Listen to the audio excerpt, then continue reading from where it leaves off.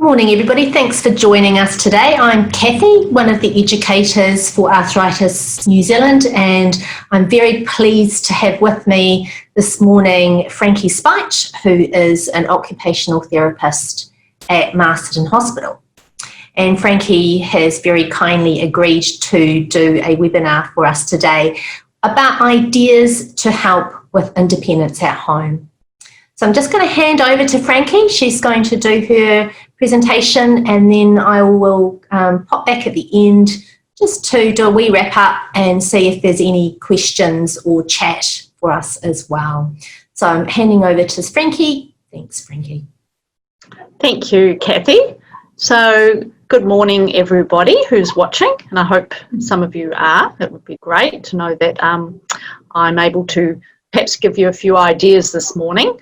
So I am an occupational therapist. I've been graduated for more than 40 years now. I work with the Wairarapa DHB, and a lot of the time I'm working in community, and over the years I've always had an interest in empowering people to be able to be independent and to be able to do whatever they want to do in their lives. So the way that our service is accessed is probably similar in most DHBs, but a referral is required to see an occupational therapist, and that referral may come from a health professional or an agency such as Arthritis New Zealand, or actually here in the Wairarapa DHB we do take self-referrals as well. So today I'm just going to go through a few little helpful, hopefully helpful hints of ways in your everyday life that you can manage independence and try and support you to continue doing some of the things that you enjoy doing. So the first thing is there's some very useful principles just to bear in mind, because of course with any of the arthritic conditions, some of the challenges are of course the physical function limitation, but also living every day with managing pain and managing fatigue. And I think that those are huge challenges, and there's probably a million different ways that you can maintain your independence using these principles, and a lot of people have got many more ideas, but these are some of my ideas from my experience. So firstly, prioritize. So you need to think what's important to you. Don't want to waste time doing things that you don't enjoy if you don't need to do them. Sort out the things you really want to do. Plan ahead. That's very important, especially if you're managing your energy and managing your pain. Think about the activity that you're going to do and your environment, whether it be home or work. Pace yourself. That's very important, because if you need the energy to do something that you really enjoy doing, you're going to need to balance your rest and your activity so that you can do those things. Posture. That's very, very important with all arthritic conditions. So you need to be really good at using your breathing technique. Remember always to breathe during your activities. Learn about good breathing techniques and try to concentrate on your correct posture. And protect. These are all start with P, all these ideas.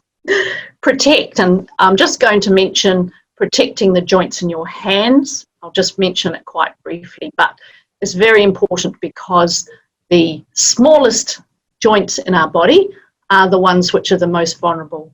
So our fingers and our wrists, our thumbs of course, are very vulnerable, and we need to protect those whilst we are doing our everyday activities, meaning whilst we're doing personal care activities, household management, food preparation and work activities. If you happen to have work which is paid or voluntary, the kind of activities that you do there.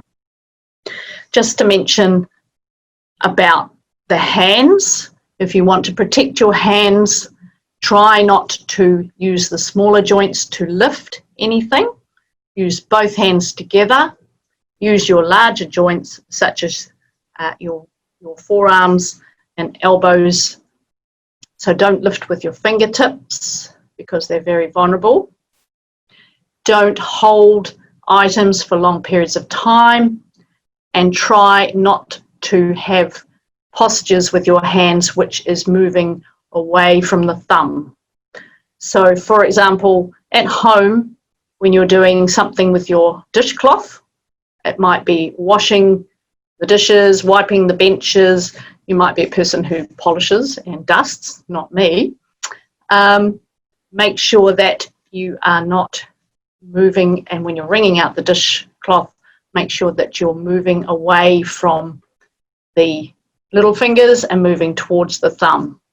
And that will help to protect some of the joints in your hands. Okay, thinking about your home environment, and this is where planning often comes in. If you're lucky enough to be building a house or renovating a house, obviously, you can do quite a lot of planning. If you're like many of us and you live in an old chiller villa, then there's only perhaps a limit to what you can do. But if you do have the opportunity to modify your environment, your home environment, just think about the important things. The first one would be the access to the house. If you live in Wellington, that might be a challenge. If you live in the Wairarapa, you're a bit more lucky. You might be able to have a level access.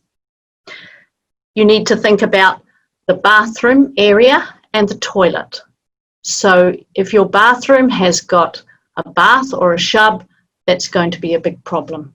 You need to think about having an accessible shower if you have the opportunity to do that, and sufficient room in the toilet, and even something as simple as having some handrails popped up can also help a lot. As far as the living area goes, open plan is better, and doorways at 800 millimetres or more are also really good if you're building a house. Okay, personal cares, that's another important thing which we all have to do every day, and that's things like showering, dressing, grooming, toileting. Think about the sort of clothing that you wear and what you've got in your wardrobe. It's obviously a lot easier to use clothes which are looser and easier to put on. You don't have to necessarily do without fashionable clothes, because fortunately many of our clothes these days, and especially as Kiwis, we tend to wear more what you would call the sporty type of clothes. So something that's easy to get into. You don't want little tiny buttons, difficult zips in difficult places. If you can think about your type of clothing and still be fashionable, that's a great thing. When it comes to actually getting yourself dressed and undressed, it is much better to sit, because standing on one leg, trying to put clothes on, trying to take clothes off, it's really quite a difficult task.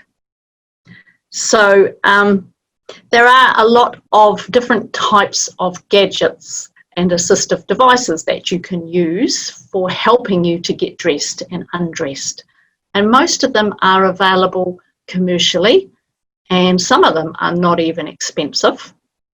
The kind of places that you can purchase them from are good old Warehouse. Mitre 10 has certain things also. Most places have got a mobility shop. I'm most familiar with Mobility Wairarapa, which is in Masterton. There's also very, very good Mobility Manawatu in Palmerston North, and I believe that Petone also has a very good mobility shop. Kathy would know more about what's available down there in the Wellington area. And actually the supermarket too has got one or two things that are very handy. When it comes to personal cares, getting dressed, a few little things can help a lot. I would like to mention the long-handled shoe horn. This one here is actually a very, very smart one because it has a hook at the end and it has a kind of a rubbery substance on it, which makes it really good for getting socks off as well as getting shoes on. This is kind of like a more expensive one, but from Warehouse, Uncle Bill's and most shoe shops for about $2 or $3 you can get just your basic long-handled shoe horn. I am a great fan of elastic shoelaces. They're available from Warehouse for $3. And they're becoming a bit of a fashion accessory, and you'll notice that some of the more expensive running shoes and trail shoes now have got elastic shoelaces because really everybody should be using them. They're a great invention. Other things that can help you for getting dressed are there's all sorts of things like button hooks, and there's all kinds of things which we perhaps used to use more in the old days, shall we say. Since I've been an OT for 40 years, I can say that. But nowadays, people tend to use things like zips and Velcro rather than tiny little buttons. So a lot of those things, you can actually avoid them by having clothing that you've selected for easier fastenings. Okay, another big area, of course, which can be difficult for people who have the arthritic condition is meal preparation and household management. When it comes to the larger jobs in household management, that's things like vacuuming, scrubbing out the shower, cleaning the floors. You have to use probably a lot of strategizing and, again, the prioritizing and the pacing that I mentioned before. Because to just try to vacuum your whole house, you're probably going to be laid out for the rest of the day. So I think if you can get some assistance and you can delegate some of those jobs, I think that's a really, really good strategy. Break them down into small pieces and don't do it all at once. And the other thing would be there's certain things you can choose, such as long-handled brush and pan, long-handled squeegee mop, wet and forget is an amazing thing because you just spray it on and it does the work for you in the shower. So using a little bit of strategizing and common sense there, you can try to break down those tasks into something manageable. For managing your meals, again, it costs a little bit more, but from the supermarket, of course, you can get the prepared meals. But if you don't really fancy those, the bags of prepared vegetables are fantastic. The little carrots that are already prepared for you, already peeled. Frozen vegetables have been proved to be every bit as healthy as fresh vegetables, but you know, it's wonderful to have our fresh vegetables. If you're going to be preparing vegetables, from Warehouse and from the mobility shops, there are such a variety of peelers for peeling your carrot, pumpkin, well, not pumpkin, that's really hard work, but potato, kumara. The kinds of things that are really handy would be this one here, which has got a very, very good grip. It's made by the Good Grips. And this one here, also good grips. Warehouse has also got a battery operated one which is shaped like this one, but it has a little battery in it, does all the work for you. I am a great believer in using electric can openers. There are so many different types of can opener available, and they're all quite hard work except for the can openers that are electric, and Sunbeam puts out a very good one. Other things that help, if you happen to live in your old-fashioned type of house that's got the those old-fashioned taps that look a bit like an X or a cross, you've got your little tap turners, one for the hot tap, one for the cold tap. and they really work. They really work. They give you a little lever so that you actually can turn them. Taps can be a real problem in older houses, and sometimes it's very expensive to get the plumber to come in and change those taps. So sometimes with doorknobs in an old house and taps in an old house, just using a little bit of the non-slip matting can help, just a square of it to help you to grip. So this is the type of matting that I mean, which is available from the supermarket. Often you see them in New World, you'll see them there and then you don't see them. So they do come and go from there a bit. Mitre 10 also has it, and you can buy it in rolls or you can buy it in squares. There may be other places, perhaps even Warehouse has it as well. Okay. Cutting things. From the mobility shops, you can get these lovely scissors, which actually they are really easy to use, and you can actually cut up a lot of soft vegetables, your green vegetables, rather than trying to use a knife. Sometimes using a good pair of scissors like this can be easier. Quite expensive, but really, really good, is your ergonomic knife. You hold it like that and you use a sawing motion. I actually advise that people, when they go to the supermarket, that they buy mince or they buy stir-fry beef or lamb that's already cut up. But if you want to cut meat, or in fact they also make a bread knife like this, if you happen to be a person who makes your own bread at home and it's not already, you can't buy it already sliced, you can use that. Electric carvers and electric, well, they're battery operated actually, I shouldn't say electric, but battery operated knives for meat and for bread are also excellent, because it just takes away the strain on your hands for cutting things up. Another thing that I was going to mention that people often do ask me about is car transfers, which can be quite a problem. So there's one really handy, really cheap little hint, and that's have a plastic bag. And I know plastic bags are becoming very rare, and so they should, but you will be able to find a plastic bag, even if it is a grocery bag, or even better, one of those lovely shiny bags that you used to get from a shop, like a dress shop or a shoe shop. If you keep that in the car, that is to go on the seat, and it will help you greatly. So the best way to get into the car, whether it be in your passenger or if you're the driver,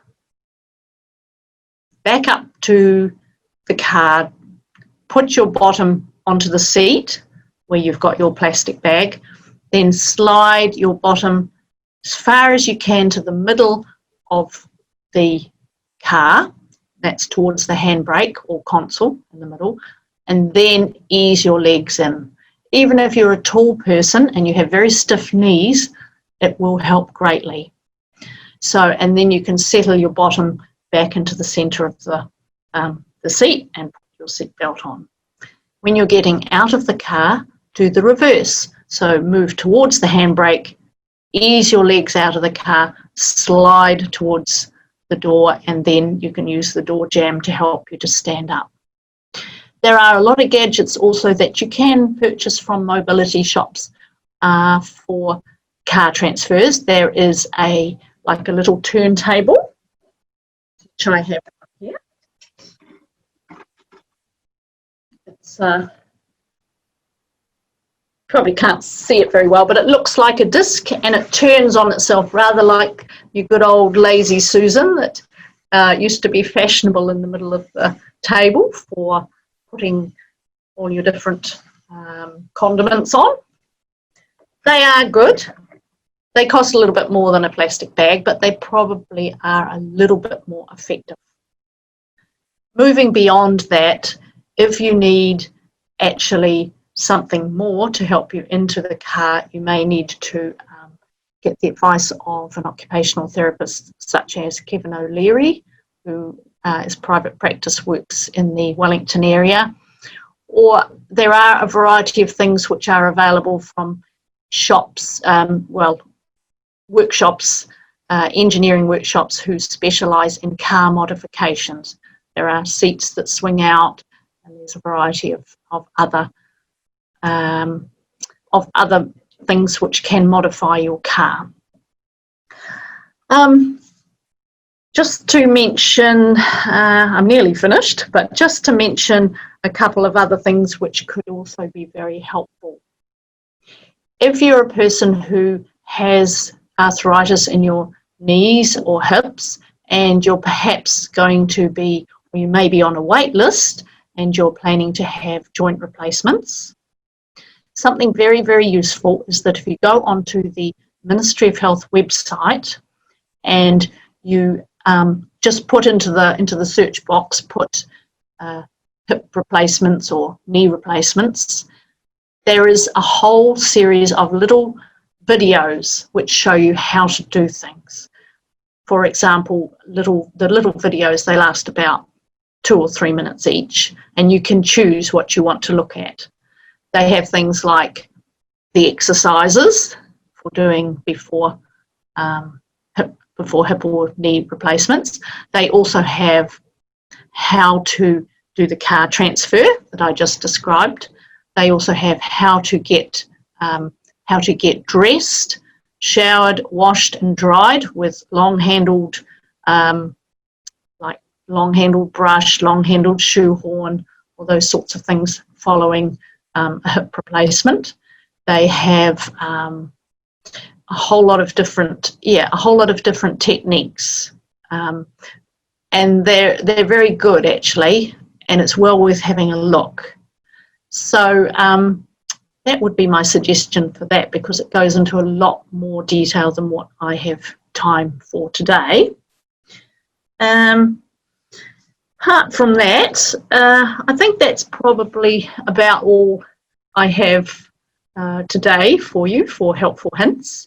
I think Kathy is going to sort out if there's any questions or queries. And so I hope that you all have a pleasant time for the rest of the day, and hopefully this nice weather that we're having will last. Thank you.